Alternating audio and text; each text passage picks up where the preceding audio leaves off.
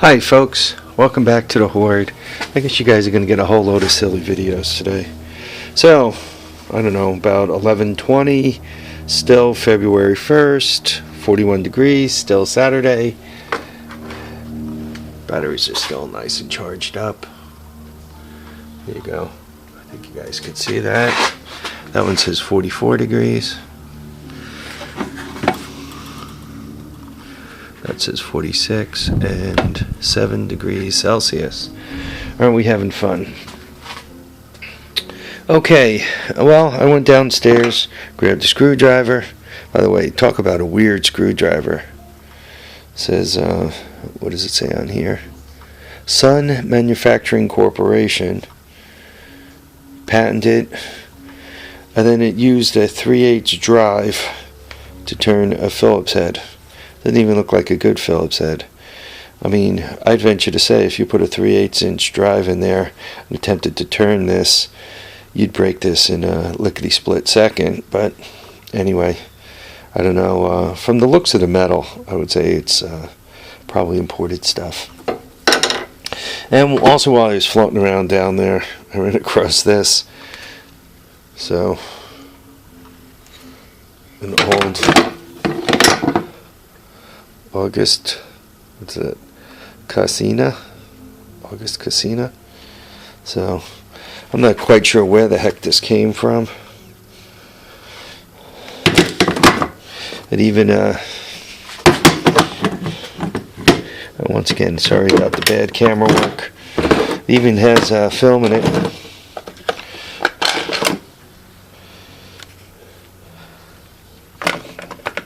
I don't know, I think these were popular like in the 60s and 70s. So, who knows?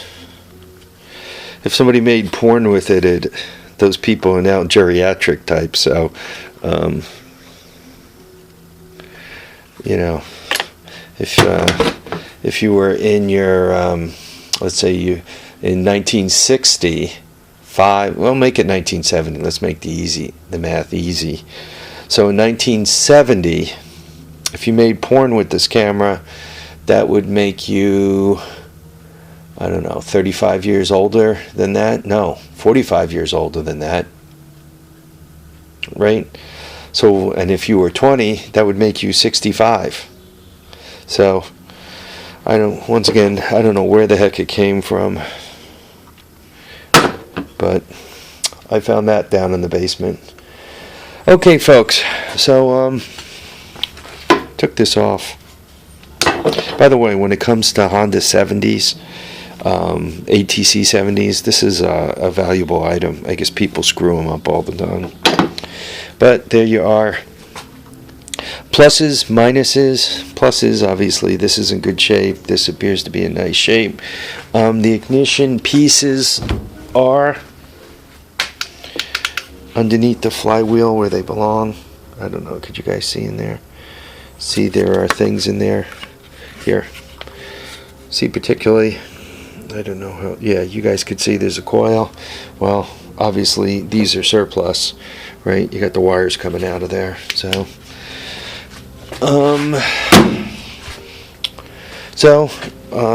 It's nice that's in decent shape.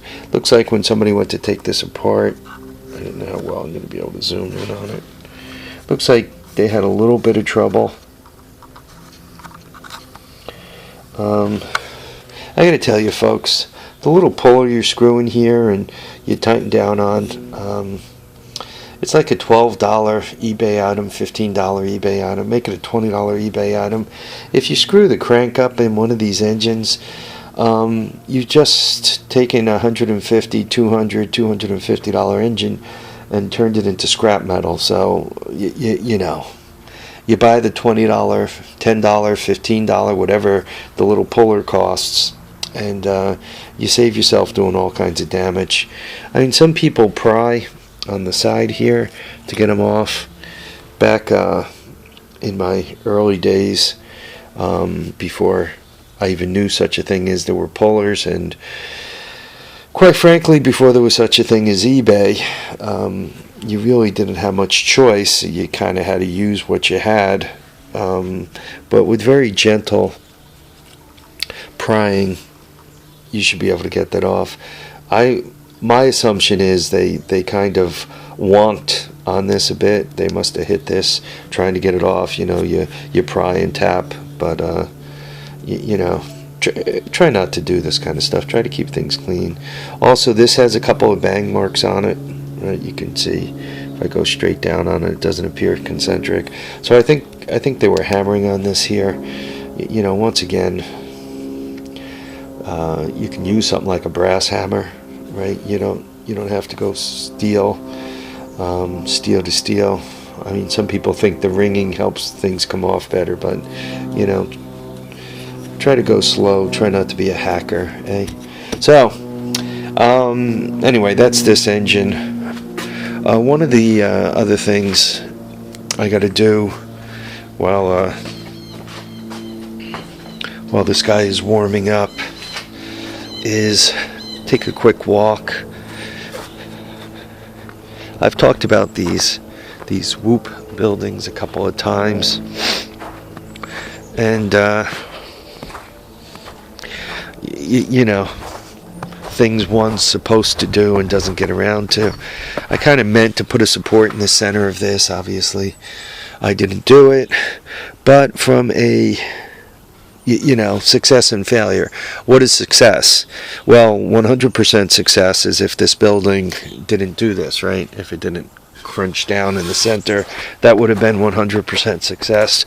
But success as defined as keeping my toys dry, the building succeeded in doing that, so we won't call it 100% successful, but it did do okay. I do have to get that pushed up and straightened out, right? So there's that. This one, I had meant to reinforce where it hooked to the shed, and I didn't, and I had meant to do something with this, and once again I didn't. So success. I kept my stuff dry, but once again I could have done better with a little more support. You guys might have remembered as I rock along here,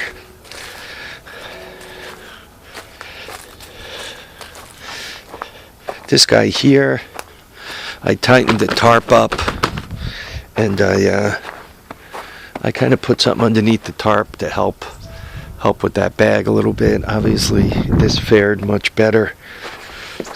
These buildings, they popped back into shape.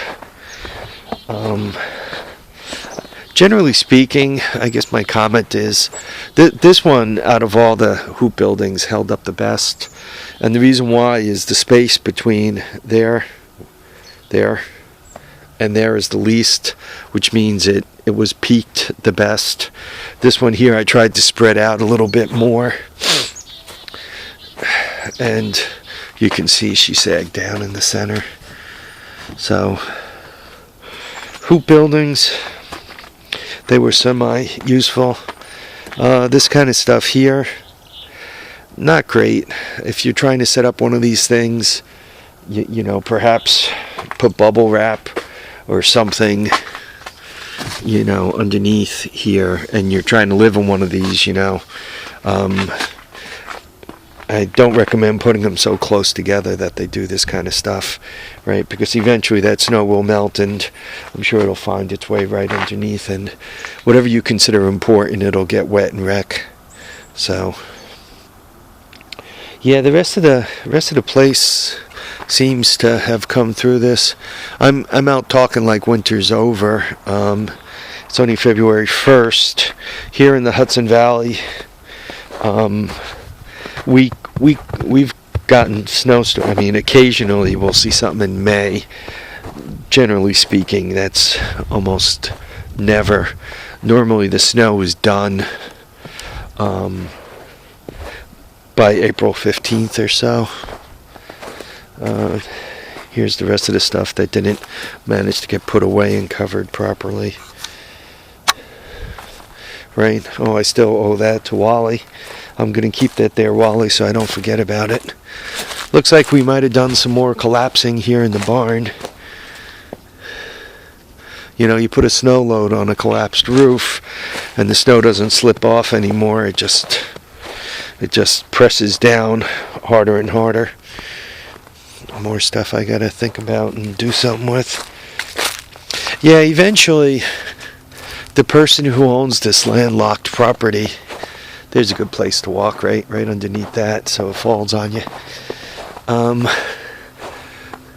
Yeah, that got uglier too.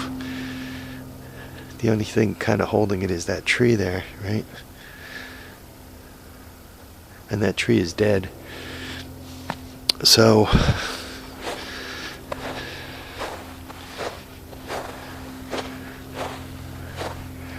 yeah, eventually the person who owns this landlocked property is going to figure out something and probably want me to get my crap off his property and so forth.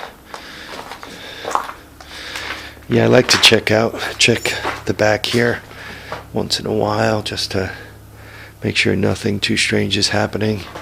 I'm hoarding, these were in the basement when I bought the house, these bed frames. And not that I wanted the mattresses, but I figured the metal could come in handy one day should I need to build some. I like to come back here once in a while and just look around so I reacquaint myself with what I own or have available. Angle iron, always love angle iron, right?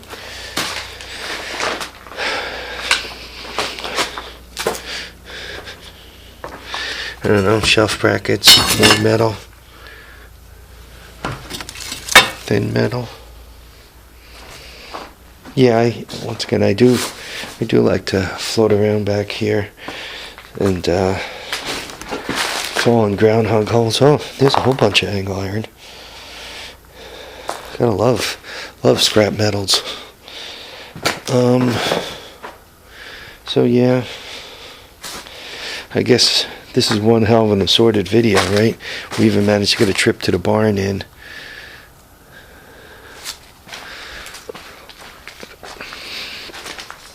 Once again, as I make these rambling videos of me roaming around property that may or may not be mine, if you guys have questions, feel free to ask.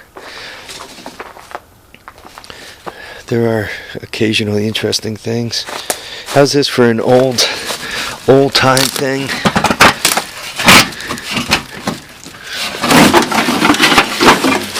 Not quite sure what's inside of it, but